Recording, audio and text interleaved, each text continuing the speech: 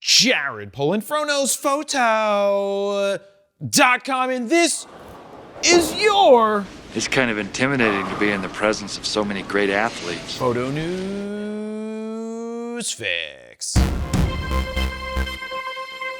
First up, Sigma has announced 2 new lenses. Now technically 3, but I'm not going to talk about the cinema lens that they recently announced. The 2 lenses are the APS-C 15 1.4 Contemporary, and the other is a second edition 35-1.4 Art. Both of these lenses arrived while I was out of town last week, so as soon as I can test them out, I will. Oh shit. Now let's start with the 15 1.4 for APS-C cameras, which is the successor to Sigma's 16 1.4 that was put out 8 or 9 years ago. Not 6 or 7. Hey, I think that died out finally. I don't have kids. And boy, oh boy, has a lot changed in that time.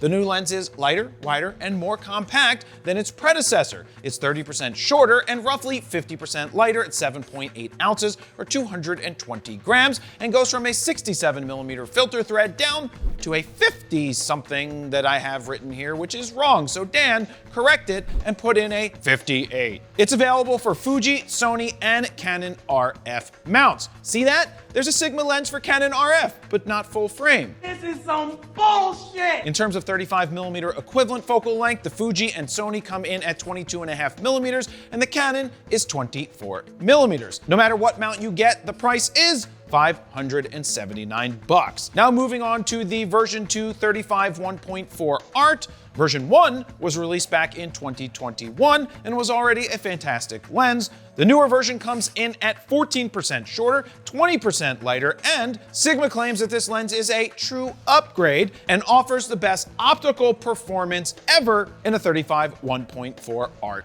line lens. Now Sigma has redesigned the elements and groups and features all new glass materials, which I can only assume leads to sharper images, but can never guarantee better photos because that, my friends, is up to you. If you suck, you suck. That was harsh. Anyway, it weighs in at 525 grams or 18.5 ounces and will set you back $1,059 and is available for Sony's E Mount as well as the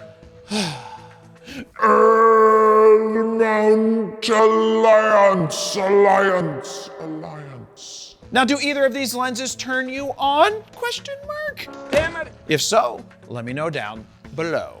I have to jump in here because there was one addition that was made after I finished recording Fix, because at night Sigma announced the development of an 85 1.2 autofocus for the L mount as well as the E mount. Sony doesn't even have an 85 1.2 for the E mount. So is Sigma putting out the development of this before Sony comes out with an 85 1.2 and they want to try and steal the thunder?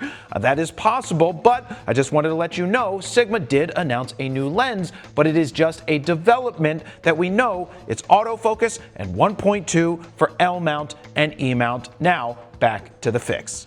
Next up, Nikon has dropped the 70-200 2.8 VRS2 lens for the Z mount. Salty! Now before you think this is too soon for a second mirrorless version to be released, it's been 6 years since the first one came out. Oh, and I remember when the original Z camera mount came out in 2018, you were forced to adapt the older F mount 70-200, as it wasn't until 2020 when Nikon got out their Z mount version. You just said that. Now before I get too far, I do have a full-on hands-on preview that's linked down below for you to watch after this fix is done. Nikon isn't the first of the big 3 to put out a second version mirrorless 70-200. In fact, they're the last. Regardless of that fact, they did a great job with the update. It not only comes in at a ½ an inch shorter, but it's 26% lighter, which is 100% noticeable when you pick them both up. Jesus, this thing is heavy. Man, the old one is heavy. That is insane. That 26%, that makes, oh wow. That makes a huge, huge difference in weight. The new version comes in at 2.2 pounds if you take off the tripod foot and protective cover, versus the older one coming in at 3 pounds. Now, speaking of the tripod foot, Nikon went ahead and made it an Arca Swiss compatible foot, which I guess is nice, but not needed as much on this lens. It's more needed on a bigger lens, like a 400, a 300, a 100 to 300, a 120 to 300, anything bigger. Now, Nikon did not listen to me and moved the zoom ring back to where it used to be. It's still at the end of the lens, and the zoom throw is much longer than Canon and Sony's version 2s, but they did listen to me and remove the LCD screen, which is highly unnecessary, which I've been saying for years. I think the display button is a waste of space and a waste of technology and a waste of money. In terms of autofocus, it no longer uses stepping motors, but instead uses silky swift ones. Silky swift, so cool. The focus seems to be pretty fast to me on the Z6 III, and Nikon claims they are 17.5 times more precise, you know, the motors, those silky swift ones over STM. But hey, let's yell at Jared for the past 6 years when he questioned the autofocus accuracy on Z cameras. A fanboy knows a hater. Nonetheless, it is a nice upgrade, but does come in at just shy of $3,200, which is in line with Canon and Sony's versions. Now, if you already have version 1, do you need version 2? Tell us the answer. Well, to find out that answer, check out my hands-on preview, and by preview, I mean preview, at the link down below. Next up, for the past 4 years, you've heard me talking all about my bowling show. Twice. And once this morning. Well, guess what? It has a name and a premiere date. It is called Born to Bowl, and it is finally premiering on Monday, March 16th on HBO and HBO Max. That's right, HB freaking O.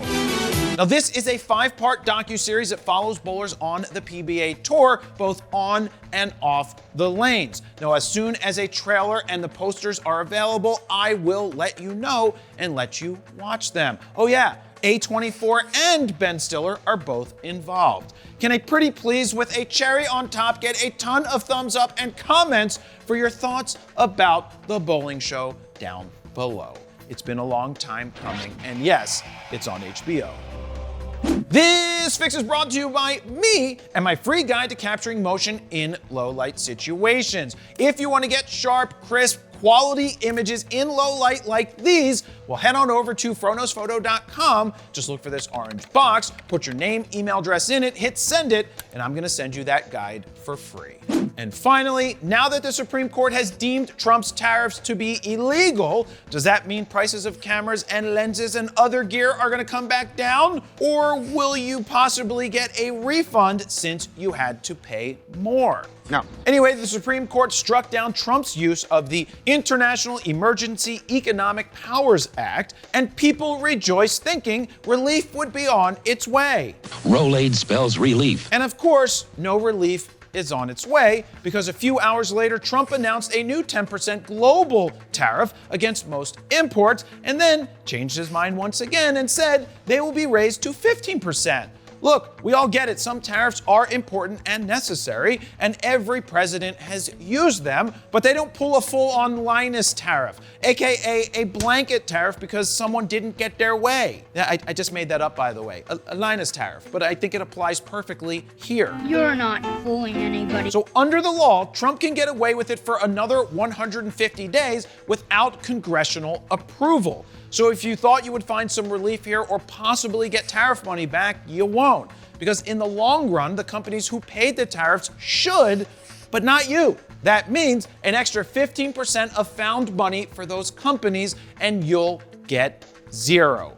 Yep, the little guys get f***ed again. And there you have it. That's your photo news fix this time around. Thank you very much for watching. Jared Polin, froknosphoto.com. See ya.